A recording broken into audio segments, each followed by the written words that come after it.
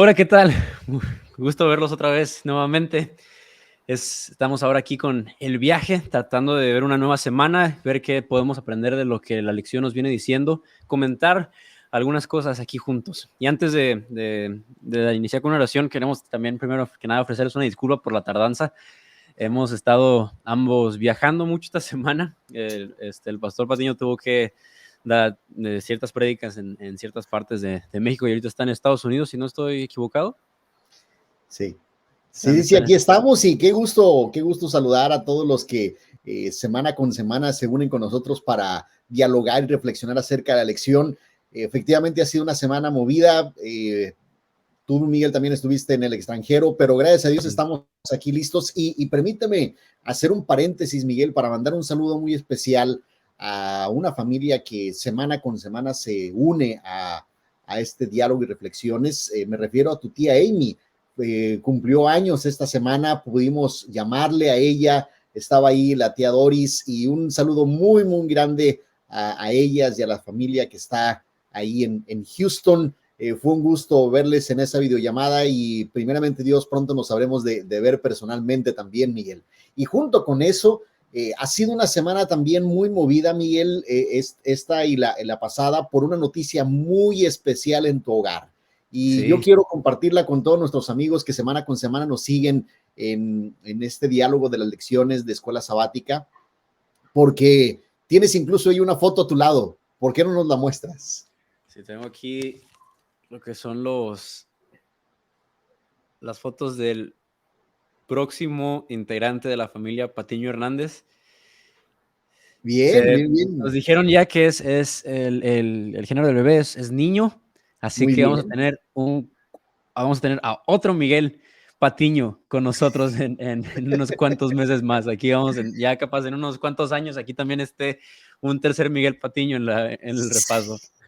Hay que agregar un tercer espacio para poner Miguel Patiño, Miguel Patiño, Miguel Patiño. Y qué emoción, nosotros estamos muy felices y lo compartimos con una gran alegría.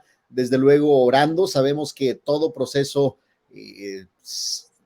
lleva una etapa delicada y hemos estado orando por tu esposa, por Fanny, deseando que Dios le guarde a ella, le dé salud, le dé fuerzas, de igual forma a ti, Miguel, y bueno, deseosos de que este proceso de embarazo continúe y darle la bienvenida al nuevo integrante, que es tu primer hijo, Sí. y así como es tu primer hijo, pues en mi caso también es el primer nieto, así que gran alegría en nuestro corazón por ello, y lo compartimos con nuestros amigos con esa dicha, con esa alegría que representa un nuevo integrante de la familia el llegar. Sí, es demasiada alegría. Se vienen también pensamientos de responsabilidad y cosas que se tienen que hacer, pero gracias a Dios, mayormente agradecidos de que viene con bien y que podamos hacer lo mejor para ponernos a su servicio. Así que con eso en mente, ¿qué les parece si inclinamos el rostro para hacer una oración de agradecimiento y para estos comentarios? Nuestro Padre Celestial, gracias, Señor, por la oportunidad de reunirnos nuevamente esta semana. Te agradecemos por que nos permitiste llegar con bien de los distintos viajes y que nos das la excelente noticia de un nuevo integrante a la familia. Pedimos que puedas bendecir cada proceso y que estés también con cada persona que nos esté viendo esta semana, que puedas quedarte con su familia, sus necesidades, para pronto estar todos adorándote y hablando comentarios e ideas, no de la lección, sino de nuestras vidas contigo en el cielo. En tu nombre, Amén. amén. Amén. Perfecto. 4 puntos, menos de 30 minutos, tratando de ver los puntos para resaltar de esta semana. Y vamos a dar inicio a esto con el primero llamado o titulado Reconciliación. Los primeros 3 días hacen un resumen grande de esto y me gustaría ponerlo de la siguiente manera, porque hay varios puntos que a mí me llaman la atención, que ustedes ya estuvieron la lección durante la semana, pero quiero que lo tratemos de ver de una manera distinta, porque se mencionaba que este asunto de pleito que podría decirse que había, o de segregación que había entre uno y entre gentiles y, no, y gente del pueblo de Dios, no era solamente de un lado hacia otro, sino que se iba eran como dardos que se lanzaban unos a otros constantemente. No era nada más el pueblo de Dios diciendo, no te acepto, sino para que adores aquí en mi templo, y lo ponían en las paredes, en las columnas y en las paredes como ponían, sino que también los gentiles les echaban, por así decir, a ellos. Y hay unas dos palabras que lo mencionan ahí, que es la de circuncisión y la no circuncisión. ¿Explico? Ujú. Entonces, ahí es como lo ponían sus términos de, en los que se ponían abajo uno a otro. Entonces, vemos que la solución para la reconciliación es Cristo, es la cruz que puede llegar a esta reconciliación, pero hay una parte específica también que se menciona que tiene que ver con que ambas partes pongan de su parte, vaya la redundancia. Si no es nada más una persona dice, bueno, vamos a reconciliarnos, sino que la otra persona también tiene que querer, y es en ambos poder llegar a ese punto de reconciliación. Entonces, estábamos tratando de pensar, no sé si tú recuerdas algún momento en tu vida o ministerio que hayas visto esto pasar, porque esto pasa muchas veces en la iglesia. Hay veces que la iglesia está dividida en dos, porque un grupo quiere tal cosa, otro grupo quiere tal cosa, y cuando uno va y habla con ellos, uno dice, bueno, es que yo estoy bien, es aquella persona el que tiene el problema, y vas y hablas con otra persona y dice lo mismo, entonces todos están bien, pero hay un problema en medio. No sé si tú recuerdas alguno en tu ministerio donde viste, bueno, esto sucedió y esto fue lo que le llevó a la reconciliación en ese caso. Sí, sin duda hay varias ocasiones en que esto se vive. De hecho, me gustó mucho hasta el diseño que aparece en esta lección 5, donde se ve la cruz dando sombra a esta comunidad, ¿no?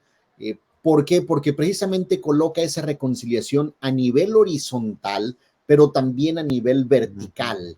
Entonces, esta cruz representada por estos dos énfasis nos permite observar que tú perfectamente lo dices, se requiere de ambas partes para poder encontrar ese punto. Recuerdo al menos una ocasión, dos líderes de la iglesia que me tocaba pastorear, era una diferencia enorme, no podían mirarse, si entraba por un lado, la otra persona salía por el otro, era así literal en lo que sucedía, y me acerqué con una de estas personas y le mencioné, es necesario que hagamos una reconciliación, no está bien.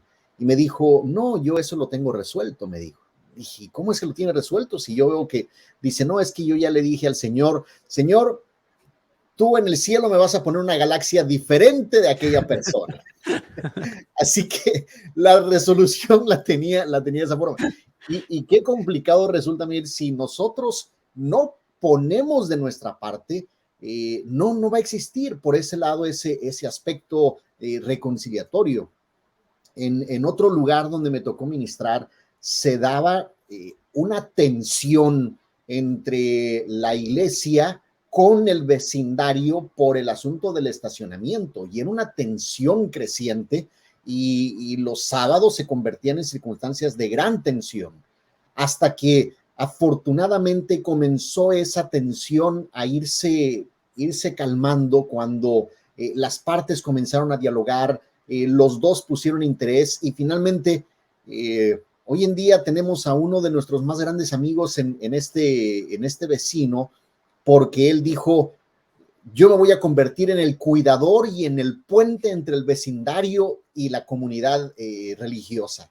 Y eso permitió que este gran amigo se convirtiera en ese puente entre toda la atención que había de los vecinos por los autos que se estacionaban en la iglesia, y al mismo tiempo por la iglesia en tratar de encontrar algo. Y qué importante el que esto se pueda dar. Yo creo que, Miguel, el llamado de la lección es el que nosotros nos podamos convertir en ese ejemplo cristiano, y al decir cristiano no me refiero a la comunidad en general, sino al ejemplo de Cristo, de ser ese puente que une verticalmente al hombre con Dios, pero al mismo tiempo atrae horizontalmente a todos hacia sí mismo, creando esta unión entre las partes que se encontraban separadas. Y es que muchas veces, más que nuestras palabras, lo que predica y lo que tiene más resonancia es como nosotros vivimos. Y si la gente ve que dentro de nuestra iglesia, cuando vienen a visitar, está esa constante, porque se nota, se nota. Uno puede esconderlo,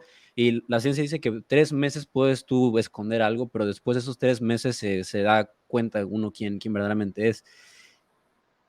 Y si tú puedes esconder esa discordia en la iglesia cuando llega una visita un sábado, cuando invitan a alguien a que dé el especial o que dé la lección o que dé el sermón, pero si esa persona se llega a quedar por más sábados, eso se va a dar a la luz. Y es muy importante que de nuestra parte se pueda mostrar que estamos en paz gracias a esa cruz, como mencionabas, que es algo que está de manera horizontal y vertical entre nosotros y con Dios también, porque si no hay paz en nuestra iglesia, si no hay paz, que no tenemos nosotros paz con nuestro hermano o nuestra hermana, eso tiene mucho que decir de nuestra relación con Dios también, queramos o no. Podemos nosotros estar muy bien con Dios y decir que, bueno, tengo mi culto, le doy mi elección, hago todo, pero si tengo un problema con mi hermano, entonces hay algo que no está bien y tenemos que entonces buscar esa solución. Y eso es lo que llama esto, porque Pablo está llamando esa reconciliación entre los gentiles que ahora son parte de la iglesia y los que habían sido parte desde antes. Entonces, se busca esta paz porque ahora son uno en Cristo. Y este de ser uno en Cristo es un recordatorio muy especial para cada uno de nosotros porque para eso es la iglesia. Estuvimos tanto tiempo así de manera virtual y decíamos la importancia de poder reunirnos nuevamente unos con otros porque es una familia en Cristo. Y es ahí donde una nueva fuerza se genera y puede uno ver y enfrentar pruebas porque está unificado en Cristo. Así es, definitivamente. Y esto nos lleva y nos conecta con el punto 2, que desde luego también queremos nosotros enfatizar, cómo es que esta reconciliación lo que hace es derribar estas separaciones que llegan a existir. Estos muros se habían levantado justamente para marcar esa división entre los que no tienen acceso a la salvación y los que sí tienen acceso a la salvación. Por lo tanto, los muros es una forma explícita de decirle a alguien, ¿sabes qué? Tú no puedes pasar a este lugar porque no eres bienvenido a menos que cubras ciertas condiciones o cumplas ciertas condiciones. Y Miguel, hoy en día encontramos nosotros muros en distintos lugares, no únicamente desde la perspectiva religiosa, también desde la perspectiva política, también desde la perspectiva social. Hay lugares y colonias que levantan, es decir, vecindarios que levantan muros para que otras personas no ingresen a estos lugares y hay que cumplir con ciertos requisitos para poder ingresar a estos recintos o vecindarios o países, dependiendo sea el caso. Pero lo que nos enfatiza la lección y lo que San Pablo va mostrándonos desde el capítulo 2, los versículos 11 en adelante, es que anteriormente no todo mundo tenía acceso a la salvación y por eso los muros, pero lo que la cruz viene a hacer es tumbar todo eso y colocarnos a todos al mismo nivel, al pie de la cruz. Ya no hay diferencia entre personas, ya no hay diferencia entre naciones y lo mismo debiera ser en nuestra actitud hacia los demás y en nuestra interacción en la iglesia. Y hay un muro que el versículo 15 menciona que ciertas personas pueden tomar para decir, bueno, ya no tenemos que hacer esto. Déjame lo leo y le damos y platicamos sobre eso. Que es el versículo 15, dice, aboliendo, bueno, desde el 14 voy. Él es nuestra paz, que de ambos pueblos hizo uno, lo que venimos mencionando de que unificó a estas dos partes, derribando la pared intermedia de separación.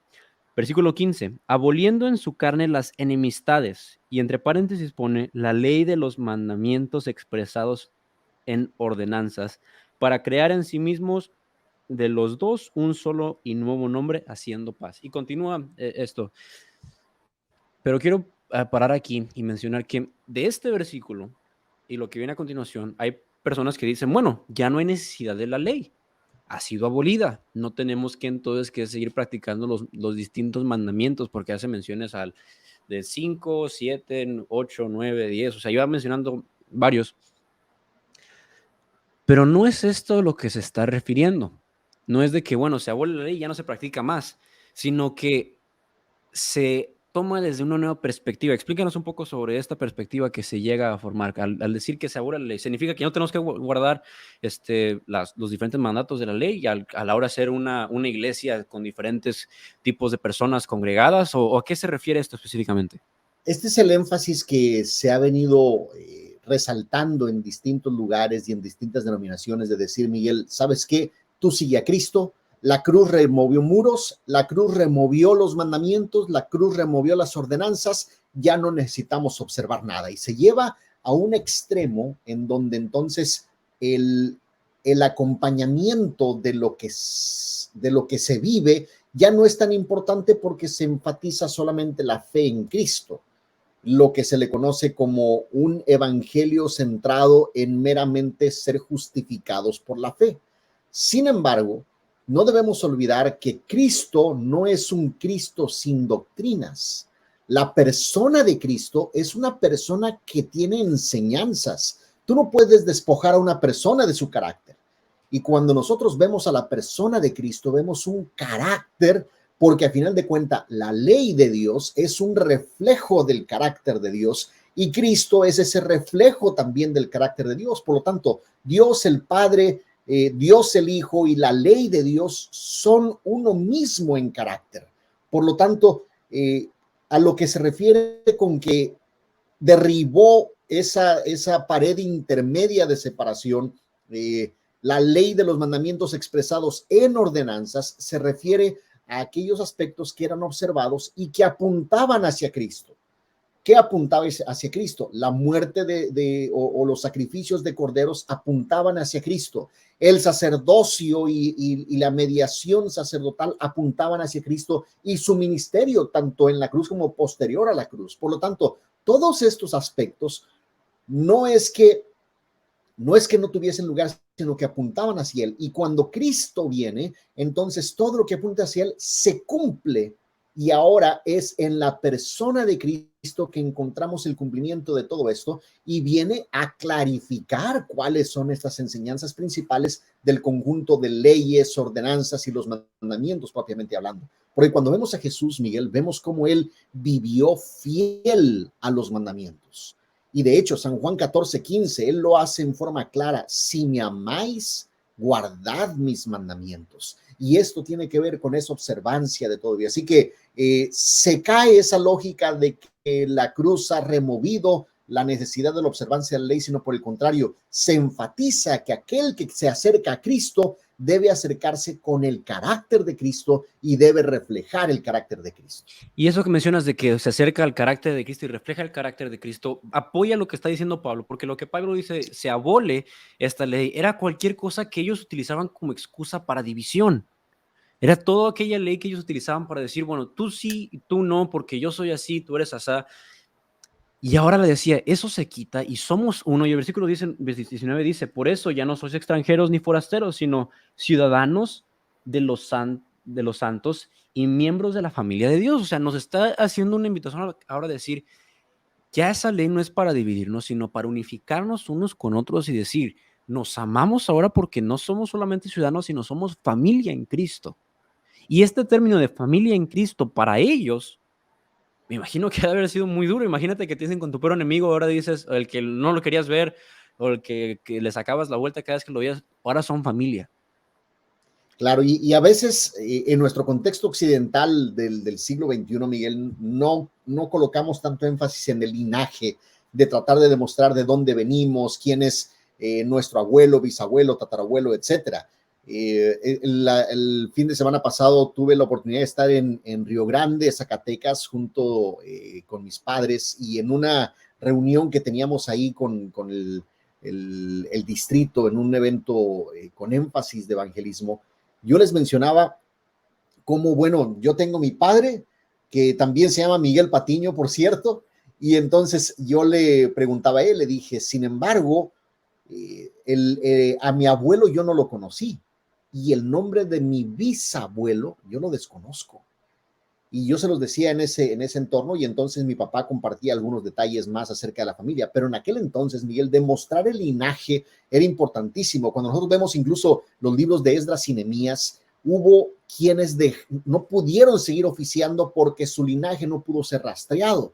Por lo tanto, la salvación dependía tanto del linaje como de demostrar mediante la circuncisión que era una persona parte del pueblo de Dios. Y por eso se habla también en la Biblia acerca de los prosélitos al judaísmo y si aceptaban o no la circuncisión. Y lo que la Biblia nos presenta, lo que Pablo enfatiza es la circuncisión y la incircuncisión ya no valen nada. El linaje ya no vale nada, ya no somos forasteros, como tú lo mencionabas acerca del versículo 19, ya no somos extranjeros ni forasteros, sino ahora somos miembros de una sola familia. Por lo tanto, ahora yo no debo de demostrar mi linaje para poder ser salvo, ni tampoco debo llevar marcas sobre mi cuerpo para poder ser salvo. La salvación viene a través del sacrificio de Cristo en la cruz. Y qué hermoso eso, qué hermoso eso. Y esto es lo que nos lleva al punto número 3. Ya nos quedan 2 puntos más. Vamos terminando de que vemos el punto número 3, que es uno muy hermoso y que tiene mucho énfasis para nosotros, que es la parte de predicador de paz. La lección mencionaba, y parafraseo lo que decía, es de que la paz no es la ausencia de conflicto, sino que tiene que ver con la presencia de Cristo. Y así me gusta parafrasearlo. La paz no es la ausencia de conflicto, sino que tiene que ver con la presencia de Cristo. ¿Y qué se refiere a esto? Que al momento de ellos decir shalom, tuvimos la escuela bíblica de verano aquí y se trataba mucho de eso, de la palabra shalom y todo lo que significaba, y los niños tenían que decirlo y presentarlo. Y para ellos entender que shalom significaba paz, no era solamente un hola, sino era paz. Y era no cualquier paz, sino la paz de Dios. Ellos, toma un nuevo significado en nuestras vidas la situación de paz. Y aquí Cristo era el predicador de paz, tenía algo todavía más presente para el pueblo de la iglesia de los Efesios, porque entonces no era nada más que no tenemos conflicto y ya con eso nos resolvimos, ya tenemos la reconciliación porque ya estamos bien, nos podemos tolerar unos a otros. No, era ahora nos amamos unos a otros porque esa paz es de Cristo, es de Dios y me lleva a amar a mi prójimo, me lleva a tratarlos como familia, como venimos mencionando, y me lleva a un amor fraternal tan bello y que lograba que la iglesia temprana pudiera amar a los huérfanos, pudiera adoptar a las viudas, pudiera suplir la necesidad de unos de otros, que si alguien no tenía, yo le daba porque había paz en mi iglesia y entonces por ende había amor en Cristo porque reflejaba el carácter, y todas esas cosas que venimos hablando se resumían en esta palabra de paz. Y es lo que lo que Pablo trataba de predicar en ellos también, poniendo a Cristo como el predicador de paz. Y es que, bien lo dices, no es únicamente la ausencia de guerra, que eso es lo que muchas veces se busca, el decir que se eliminen las armas, que se eliminen las agresiones, que ya no haya rencores entre nosotros. No, la palabra shalom en hebreo, como lo colocaste, tiene un significado mucho más profundo, e Irene en griego, que es la palabra utilizada ahí, tiene que ver no solamente con eso, sino con el transmitir bienestar. Yo deseo que tú seas prosperado en todo, dice Primera de Juan 3:2, y que tengas salud. Tercera de Juan 2, perdón. Yo deseo que seas prosperado y que tengas salud, pero nosotros encontramos también en el Antiguo Testamento, y de hecho, en el Nuevo Testamento Jesús dijo, yo he venido a traer paz, no he venido a traer paz, y encontramos estos elementos de Cristo como la paz que viene, la paz que se transmite. Sin embargo, no es una paz desde la perspectiva terrenal. De hecho, también lo dice, en el mundo tendréis aflicción, pero yo he vencido al mundo, dice Cristo. Por lo tanto, estos elementos nos permiten observar que la paz que el Señor viene a otorgar no es una paz como la que se predica desde la política o la que se predica desde el contexto social, sino es una paz que trasciende a una vida de descanso en Cristo, que produce bienestar físico, bienestar emocional y bienestar sobre todo eterno, que eso es lo más importante, y es esta clase de predicador en la que Jesús se convirtió.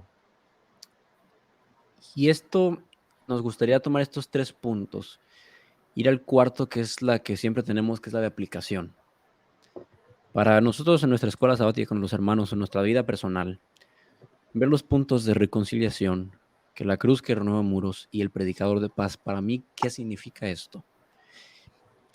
Puede ser que en mi iglesia no haya ningún problema. Puede ser que mi iglesia sea la más armoniosa y bella que en la que se puede estar, y amén por eso. pero puede ser que mi familia no. O puede ser al revés. La parte de recordar, el reconciliarnos y tomar ese primer paso. Porque como hemos mencionado, en la lección dice que se ocupan dos y tiene que ser un esfuerzo mutuo. Pero uno tiene que tomar el primer paso y buscar el llevar esa reconciliación a que se tome en cuenta. La parte de la cruz que remueve los muros, el tener presente que cualquier obstáculo que el ser humano quiera poner, Cristo quita. Pero no solamente eso, sino que con su ley no es nada más obedecer ciegamente, porque eso es lo que estaba tratando de abolir Pablo y decirles, ya no se obedece así, sino que se obedece por reflejar el carácter de Cristo y lo hago de corazón para poder mostrarles a otros que Cristo vive en mí. Porque eso es lo que nos va a llevar es entonces a poder aceptar ese predicador de paz y a tenerlo en práctica y ponerlo día a día en nuestro diario vivir. No sé qué cosas Sí. ves tú en esa aplicación. Miguel, muy, muy importante lo que dices, y es que cuántas ocasiones nosotros albergamos ese rencor, y es un rencor que nos destruye. Y Cristo nos viene a mostrar una actitud diferente, una iniciativa diferente. Es decir, el cielo bien pudo haber tomado la decisión, ¿sabes qué? Son pecadores, ni para qué hacer un sacrificio, ni para qué llevar a cabo un plan de salvación, etcétera. Pero el cielo es quien toma la iniciativa, y es Cristo, y es la persona de Cristo a través de la cual Dios lleva a cabo este deseo de tomarnos como hijos suyos y de darnos bienestar y de darnos esperanza y de darnos paz. Así que qué importante es que nosotros podamos incorporar esto en nuestra vida también y decir, ¿realmente vale la pena mantener este rencor en mi corazón? Tomemos la iniciativa, busquemos la paz. Somos miembros de un solo cuerpo, un solo edificio, porque llega a utilizar también como todos nos convertimos en un templo. Llega a utilizar esta figura San Pablo durante lo que vimos esta semana, este capítulo 2, los versículos 11 en adelante. Así que yo invito de igual forma a cada uno de los que se encuentran mirando este video a que busquemos esa reconciliación con nuestros semejantes, no solo como lo dijiste en la iglesia, sino también al interior de nuestros hogares, en nuestros trabajos, con nuestros hijos, con nuestros cónyuges, con nuestros padres, y nos daremos cuenta la enorme bendición que esto representará en nuestro existir. Muchas gracias. Gracias por acompañarnos en esta semana y nos seguimos viendo en este viaje de la vida con Jesús a la tierra prometida. Nos vemos. Hasta luego.